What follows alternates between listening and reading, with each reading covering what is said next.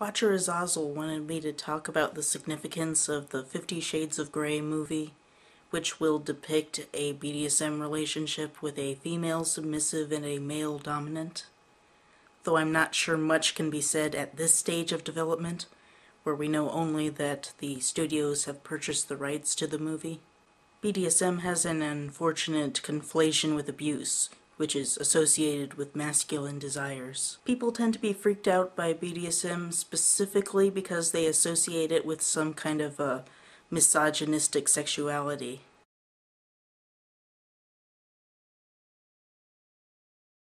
It has to do with the BDSM imagery arising from the male biker community. You've got these uber macho black leather outfits. Of course, in addition to BDSM's sexual masquerade reproducing the imagery of abuse. When you mix in the heterosexual, anti-feminist fantasies like gore, where the men of gore enslave the women of gore, and they find happiness in slavery of gore. When you consider these, it's hard to get away from the image of masculine abuse of women. This flawed perception of BDSM enters into mainstream media. The movie Hellraiser is an example of how BDSM themes are used to create scary villains, both in the form of the devil-like Cenobites and the undead misogynistic guy who's trying to get away from him. In recent years, BDSM is starting to get a semi-decent treatment of just something that some people find sexy and is not inherently abusive.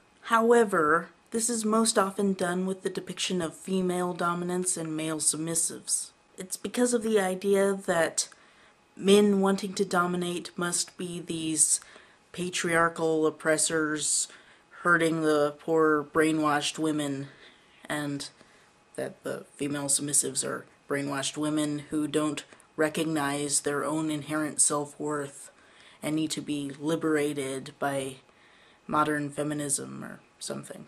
Even if it's stated that the relationship is consensual, there is still this association with the relatively recent patriarchal oppression before feminism got into its groove. People think of the abusive relationships men had with women in the 1950s and 60s, and since these memes can still persist today, people think that BDSM is just a modern manifestation of that antiquated disrespect of women. So the media can't really depict a good BDSM relationship with a male dominant and female submissive because people tend to interpret things from it, even if the creator didn't intend that. Mainstream media, they understand that, and they instead push this idea that BDSM can only be positively represented with a female dominant and male submissive, which has its own problems that I won't get into at the moment. Part of the reason for this is the mainstream media focus on male sexuality and desires. When there is a sexy, submissive girl featured in a movie,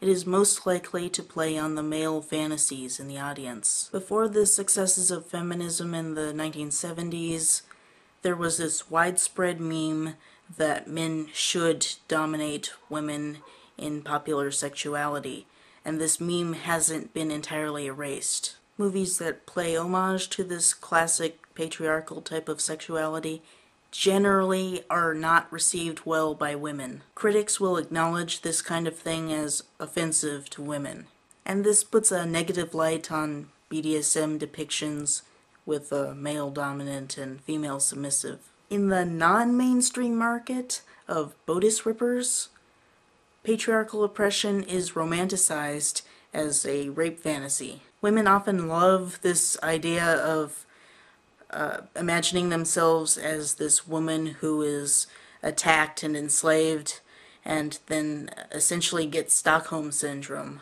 Often in the end, the woman is able to civilize the savage man and have him free her, and then she refuses to go back to her old life because she's fallen in love with him and he's now this noble stand-up guy. These bodice ripper stories sell really well, but in this niche market that is generally considered to be pathetic if you enjoy this market. Twilight marks a significant shift in the focus of a mainstream romance.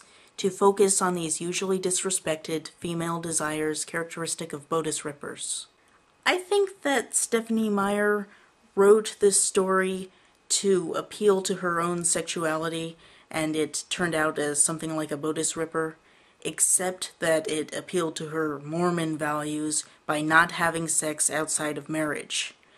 And I don't know why the characters are teenagers, possibly because that's when she felt most sexual and she wanted to recreate that environment in her sexual fantasy, as is often seen in male sexual fantasies, like with the sexy cheerleaders and such.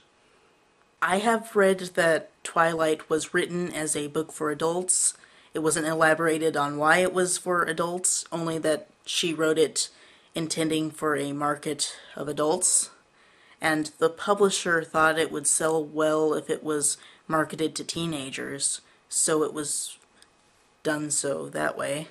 But I think that she wrote this sexually charged book that if the publisher thoroughly understood, he wouldn't have wanted to market it towards minors. Even though it doesn't have sex and features teenagers as its protagonists, the story is probably not what most people would think appropriate for teenagers. As a result, this sexually charged book hit a demographic just becoming very sexual and very appreciative of a sexual fantasy that they can appreciate as a teenager. And as a result, the book did really, really well. The Twilight films came out of this unusual success, and as a result, we now have big-budget Hollywood movies focused on female desires in a way never seen before, I think. Hollywood has woken up to the fact that they can sell sex to women, as well as they can sell sex to men, sell sex to teen girls, as well as teen boys, and as a result, we have these films focusing on female sexuality with dominant submission vibes bubbling to the surface.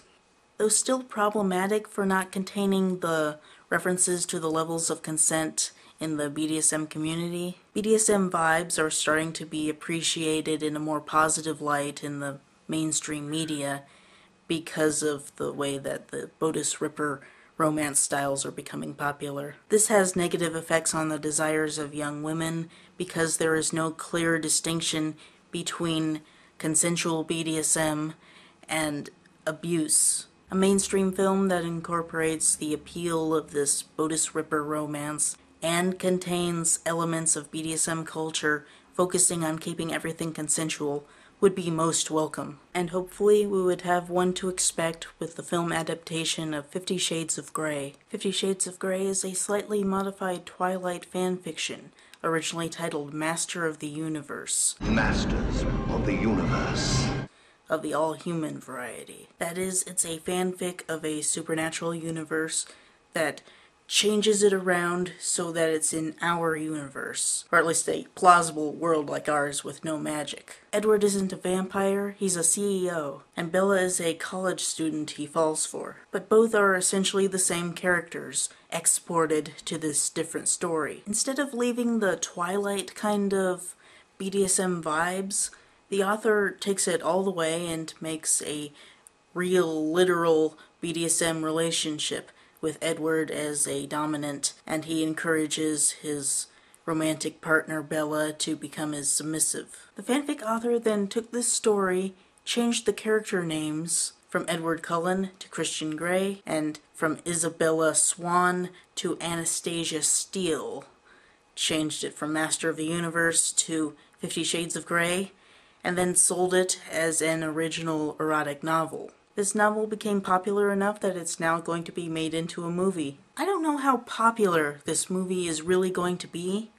The sources I've read seem optimistic, but they're from fans. Could be something like Atlas Shrugged, which, while popular to a niche, did really badly and really flopped. Could be like Serenity, which is very popular among sci-fi geeks, but is relatively unknown in the mainstream world. Or it could be like Twilight, which is very popular throughout the entire female demographic. 50 Shades of Grey fans are speculating that the movie will turn out like Twilight, but I think that is quite an assumption. I suspect it'll turn out somewhere between Atlas Shrugged and Serenity. Hopefully on the Serenity side, but whatever. Even then, we're talking about a BDSM film with roughly the same popularity as Secretary, but to be enjoyed by more than just the BDSM demographic, as the film would be popular with those already interested in Twilight. On the other hand,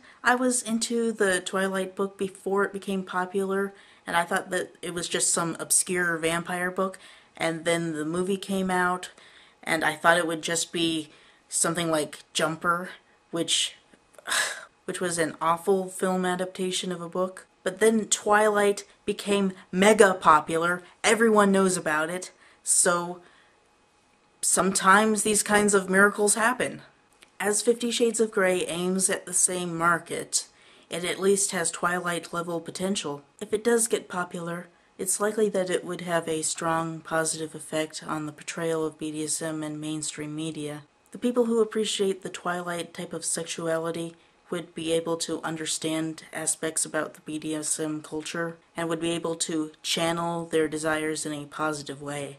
In the story, Christian Grey draws up a contract for a submissive, and she has a chance to negotiate the terms, and over the course of the book they go back and forth and decide on whether or not to keep certain things. And so there is discussion on how the submissive has the power. She's given 2 safe words, yellow and red. Yellow when she's getting uncomfortable, and red full stop. This is the kind of thing that I imagine would be empowering for submissive girls in a time when Chris Brown is admired as this sexy guy because he has this abusive power. With an understanding that BDSM relationships in which a man has the dominant position and the woman has the submissive position are not innately abusive, and that vanilla relationships can be more abusive than BDSM relationships. Depictions of reasonable BDSM relationships with the man as the dominant and woman as the submissive should become more common and looked upon with less derision. On the other hand, I have some doubts about how pro-BDSM this movie will actually be.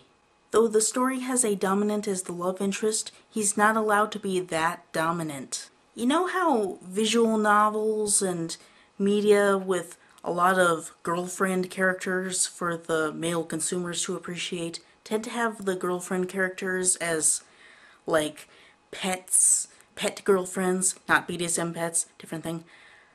Pet girlfriends with certain themes to them. Like,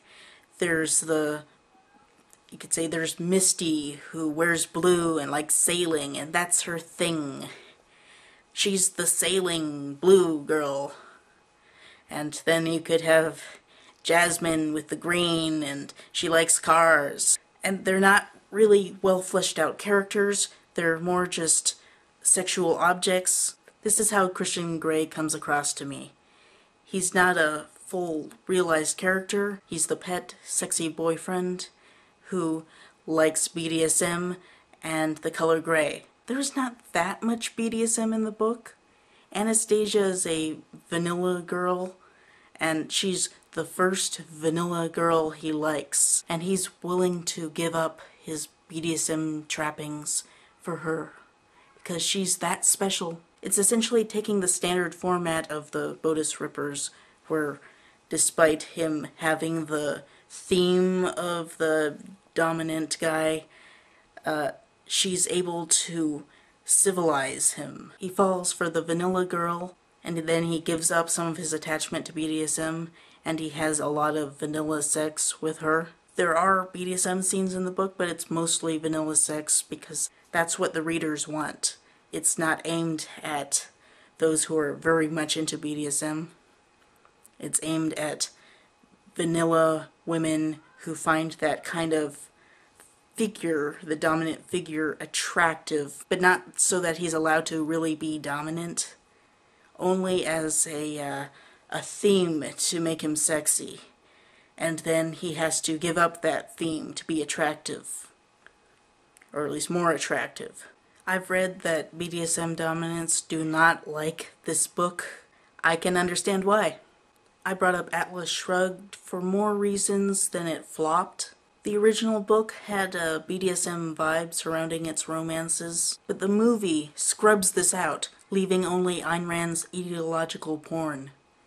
Not real porn, but the ideology of objectivism, which is repeated over and over because that's what the readers want. It's objectivist porn. And in the movie, they keep the objectivist message in full focus.